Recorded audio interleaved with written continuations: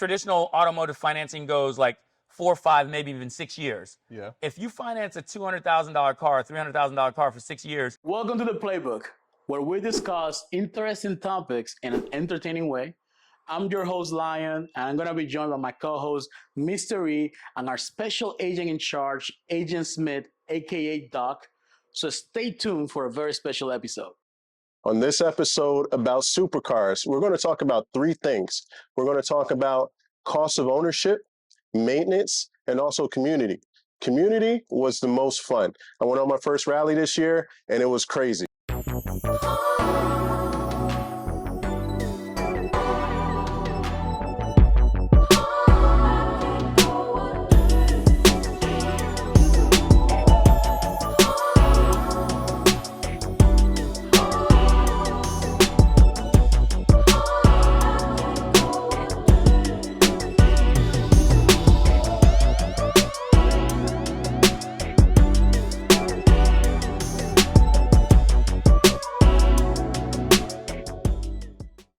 In this part of the video, we're covering cost of ownership of a supercar.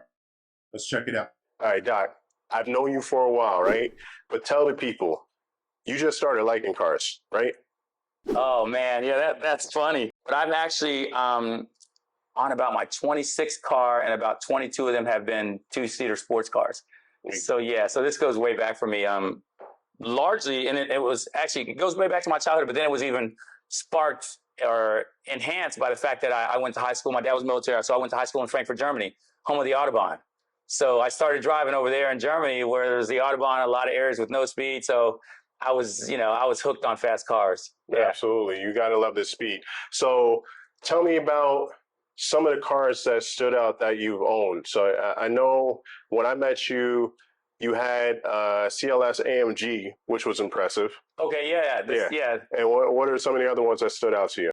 It's not just about owning exotics or expensive cars. Like, I started out with Nissan 300ZX Turbo was my first cool sports car, you know? Yeah. I liked them so much. I owned several Zs, then a twin turbo Z, which was about a 92 that I did some work to. And like way before these kids had the Fast and Furious movies, I was like putting wheels on cars and modifying the engines. And let me go ahead and clarify so no one thinks I have a skill set I don't. I barely change oil. You know, I'm a heck of a driver.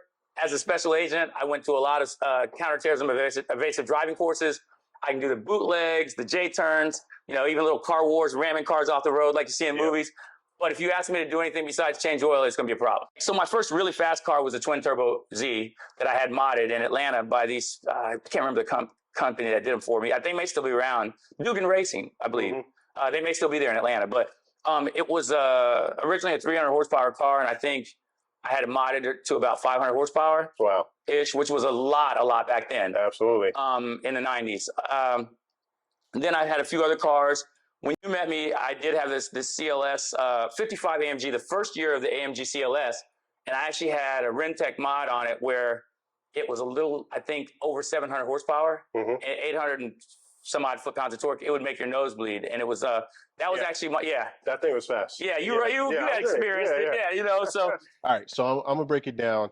I'm going to the dealership. I'm either looking at Ferrari, Lambo, maybe one of the higher level Porsches, and possibly a McLaren. I'm straight across the board. Nothing on the high level except for the Porsche. What am I thinking about spending with the 488 right now? Okay, 488, one of my favorite Ferraris. It's the first. Some people love it like me. Some people don't like it as much because it's the first in this lineage of Ferrari, the mid-engine Ferraris that is actually forced induction. So it's twin turboed. So this is the F430 Spider. After this came the 458, and after the 458 came the 488. Okay. GTB. The 488 initially in a Spider, you know, because I'm a convertible guy, you probably knew it probably was around $380,000. Before the bubble, if you let it get a year and a half, 2 years old, you probably could get one for the low or the mid twos. Okay.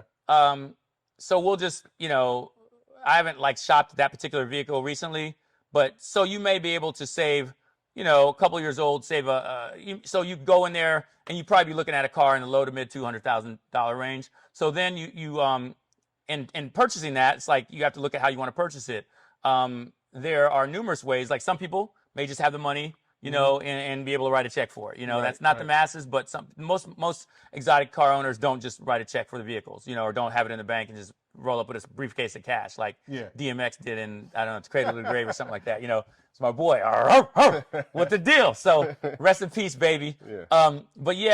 So barring that, most people finance vehicles. Something people don't think about when financing exotics or buying exotics is, most of the time, traditional automotive financing goes like 4, 5, maybe even 6 years. Yeah. If you finance a $200,000 car, $300,000 car for 6 years, it's probably going to be significantly more than most mortgages, right? Exactly. So you want to look at, like, Ferraris typically maintain their value a little bit better than Lamborghinis did historically. McLarens usually depreciated a little bit faster. Like, for instance, there was a time when I was initially looking for my first Lambo where a McLaren 650S that I really liked, and the new price of the car, the Spider, was probably in the low threes, and I could have picked one up for like half that, like 2 years old, 165, right? Wow. Now, if you comparably, a similarly priced Lamborghini, at the time it was a Gallardo, then it became the Huracan. If it was originally $300,000, I maybe would have got it for the low twos. Right. Ferrari, similar, it probably retains its value a little bit better.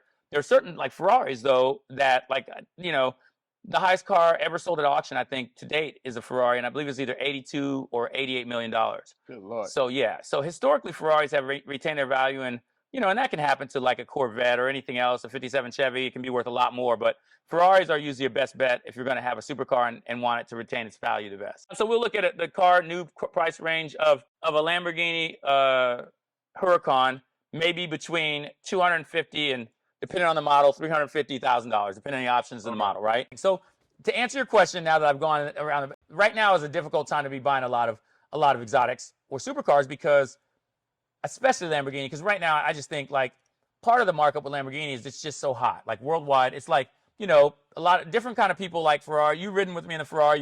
You see how people respond to the Ferrari, respond to the Lambo. Yeah, I sort of feel like right now there's way more popularity with the Lamborghini. You definitely get way more fanfare. It's like you're the president when you're rolling through. Everybody waves to you. Everybody's your new friend or whatever when you're rolling in a Lamborghini, and that's something that I definitely noticed. So that was my observation. No, I think and that's the thing. I think you're 100% right, and I think that is one of the biggest factors driving the price of the vehicle right now. Yeah. And so unfortunately, you could probably do a lot of other supercars and come better, get at a better price point for a used one than you could a Lambo at this point, because everybody wants a Lambo and people are willing to pay to have them now, overpay. So there is special financing for exotics that if you qualify now, you have to have, the credit score and everything to do that. Maybe, but if you can do that, you definitely want to look at that, in purchasing it. And then you're typically going to expect to put 20 to 30% down. So if the car, is $200,000, you expect to put at least $40,000 down on that vehicle. Okay. Yeah. There it is. So yeah. There you have it, folks. So yeah, that's in terms of cost of, cost of ownership. That's kind of what we're looking at. In this part of the video, we're covering the cost of maintenance of a supercar. Let's check it out. So Doc, personally, I would love to own a vehicle like this. I personally own a Stinger, and maintenance gets expensive sometimes. Can you walk me through what the cost of maintenance for a vehicle like this for owning a supercar? Okay, well, I smile about this because uniquely, right now, the Lamborghini Huracan Evo has one of the best maintenance situations out there when you purchase it new, and that is maintenance is included actually for the first 3 years of it. It's crazy. Like when I've owned of all the vehicles I owned, a couple I've owned have actually had maintenance included. My Porsche actually did. I think a Mercedes we owned once, but my wife's last Mercedes we actually had to buy a maintenance package, which was cheaper. Okay. But it was still not included. But the cool thing about this is, like, it has a limited warranty, but it's 3 years. But the really cool thing about that is it's unlimited mileage. So oh wow, it's 3 years. So whether I drive it like 2,000 miles a year or I drive it 30,000 miles a year, it's still covered under warranty. It goes to show how much faith Lamborghini had in the car when they built it. we'll skip to another car. Okay, so like, so like the Ferrari, on most maintenance on those vehicles usually runs me between $1,100 and $1,800, Okay. depending on which maintenance is due. Some of them can get as expensive as maybe $3,000, depending on the vehicle. Okay. Now, with E, I talked about some of the other Ferraris. He talked about a 488. If you go to the one that preceded my F430 Spider, it was the 360. The 360 actually had a timing belt that had to be replaced at like what they call the big service. Okay. And that big service, depending on the Ferrari dealership where you had it done, could run you between $3,500 and $5,000. When you're talking about service and exotic, something I do really want to talk about to people is like, we own a few cars right now. My daily driver is a Porsche Macan GTS. I love it. It's third SUV I've owned. Fourth car that was a grown-up car that wasn't a two-seater, but it handles just like a two-door sports car. So when you think about a Porsche, you kind of put it in the category with like, probably BMW, Mercedes, Audi. My Porsche is significantly more expensive than any other cars I owned except for exotics, which is just kind of crazy. And it was an eye opener when I owned my first Porsche. On the Macan, like I said, my last service cost me $1,400.